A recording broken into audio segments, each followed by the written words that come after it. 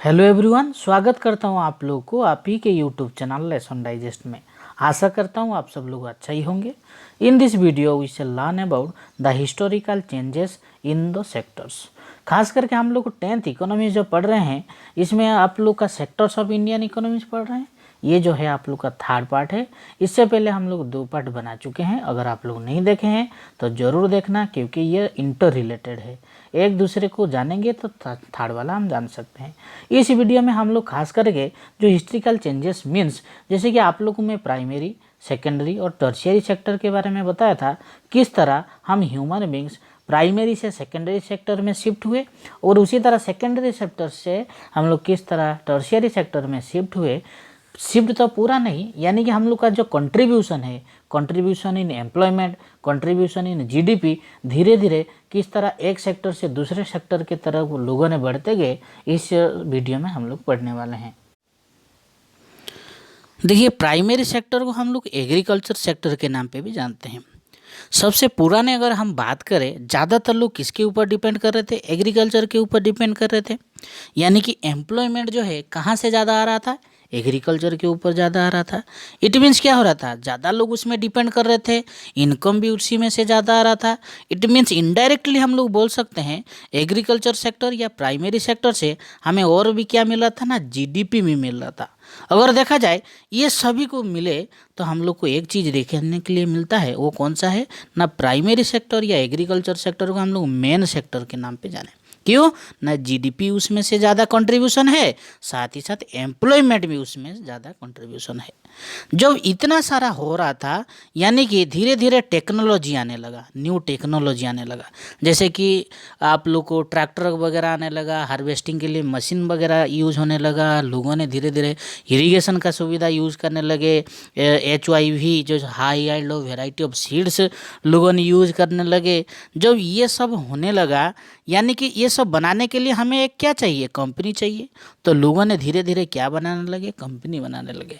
Company तो सिर्फ एक रहने से नहीं हो सकता है, उसमें काम करने के लिए भी चाहिए। तो लोगों ने धीरे धीरे क्या किए ना, प्राइमरी सेक्टर से सेकेंडरी सेक्टर की तरफ शिफ्ट होने लगे। जैसे कि प्राइमरी सेक्टर को एग्रीकल्चर सेक्टर बोला जा रहा था, उसी तरह सेकेंडरी सेक्टर को मैन्युफैक्चरिंग सेक्टर के नाम पे जाना जाता है। मैन्युफैक्चरिंग क्यों? It's making raw materials for primary sector. आप लोग जानते हैं ये जो मैन्युफैक्चरिंग सेक्टर जो है वो रॉ मटेरियल्स बनाता है, किसके लिए? प्राइमरी सेक्टर के लिए। जब रॉ मटेरियल्स बनाया जाएगा तो उसके लिए क्या चाहिए? कंपनी चाहिए। उसके लिए क्या चाहिए? फैक्ट्री चाहिए। उसके लिए बड़ा बड़ा इंडस्ट्री चाहिए। यानी कि ये सब था नहीं। धीरे धीरे बड़ा इंडस्ट्री, बड़ा बड़ा कंपनी, बड़े बड़े फैक्ट्री जो है वो क्या होने लगा? इमर्ज होने लगा। जैसे कि सेकंड पॉइंट में आप लोग को बताया गया है, जब वो प्राइमरी सेक्टर का डिमांड बढ़ने लगा, जो न्यू मशीनरीज, बड़े बड़े थिंग्स का चीज़ आने लगा, तो ये क्या होने लगा? फैक्ट्री का या सबका डिमांड बढ़ने लगा। जब डिमांड बढ़ेगा, इट मीन्स उसमें से हम लोग को क्या मिलने लगेगा? कुछ इनकम मिलेगा। जब इनकम मिलेगा तो क्या होगा? ये कंट्रीब्यूशन करेगा किस में ना, जीडीपी में कंट्रीब्यूशन किया। जीडीपी में कंट्रीब्यूशन किया, साथ ही साथ एम्प्लॉयमेंट में भी उसका कंट्रीब्यूशन रहेगा। एम्प्लॉयमेंट में कैसे? जैसे कि बड़ा बड़ा कंपनी ने बोला, उधर तो ऐसे ही सामान नहीं बन जाएगा। जब उसका सामान बनने के लिए क्या चाहिए? वो आदमी उसमें काम करना चाहिए, लेबरर उसमें चाहिए। जब लेबर उसमें काम करेंगे मतलब ये ऑटोमेटिकली क्या हो गया? एम्प्लॉयमेंट भी देना लगा। यानी कि धीरे धीरे मैन्युफैक्चरिंग सेक्टर भी एम्प्लॉयमेंट देने लगा, आप लोग का जीडीपी देने लगा।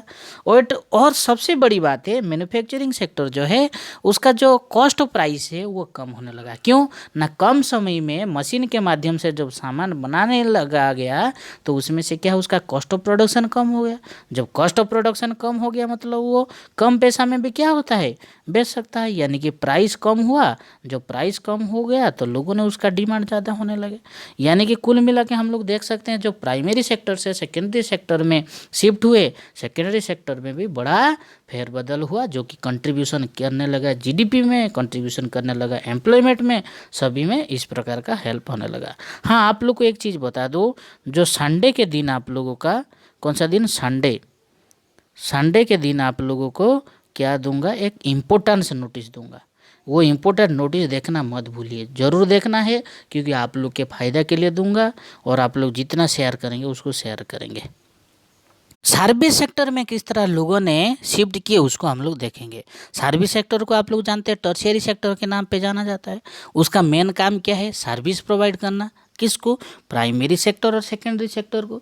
जैसे कि आप लोग शुगर केन जो है वो शुगर फैक्ट्री में पहुंचने के लिए उसको प्रोवाइड करता है सर्विस कौन है? टर्शियरी सेक्टर सर्विस प्रोवाइड करता है। उसको मार्केट ले जाने के लिए कौन हेल्प करता है? टर्शियरी सेक्टर हेल्प करता है। उसी तरह लिखा गया है helps in production process and for selling, यानी कि सर्विस सेक्टर का काम क्या है? प्रोडक्शन प्रोसेस में भी हेल्प करता है, उसको सेलिंग के लिए भी हेल्प करता है, यानी कि एक प्रकार का सेवा देता है ना। जब सेवा देगा तो उसमें कुछ तो लोग क्या होंगे? एम्प्लॉय होंगे, कुछ लोग काम करेंगे। सो इसके लिए लिखा गया now it's provide employment. It means क्या हो गया? कुछ लोगों ने जब उसमें योगदान दिए, का सेवा दिए, तो क्या हो गया? उसमें एम्प्लॉयमेंट बढ़ने लगा। जब एम्प्लॉयमेंट बढ़ेगा तो कुछ इनकम आएगा, कुछ गुड्स एंड सर्विसेज होगा। जब गुड्स एंड सर्विसेज आए इट मीन्स क्या हो गया? ये कंट्रीब्यूशन किया जीडीपी प्रोडक्शन में, जीडीपी ग्रोथ में। It also contributing more GDP, GDP ज़्यादा बढ़ने में हेल्प करता है। इट मीन्स धीरे धीरे देखा गया ज़्यादातर लोगों ने काम ना करने के बावजूद भी सर्विस सेक्टर जो है हमें ज़्यादा जीडीपी दिया। जब ज़्यादा जीडीपी दिया इट मीन्स उसको हम लोग मेन सेक्टर अभी बोल सकते हैं। यानी कि इसमें हम लोग देखें, सबसे पहले हम लोग प्राइमरी सेक्टर के बारे में पढ़े, उसके बाद हम सेकेंडरी सेक्टर के बारे में पढ़े, उसके बाद हम लोग टर्शियरी सेक्टर के बारे में पढ़े।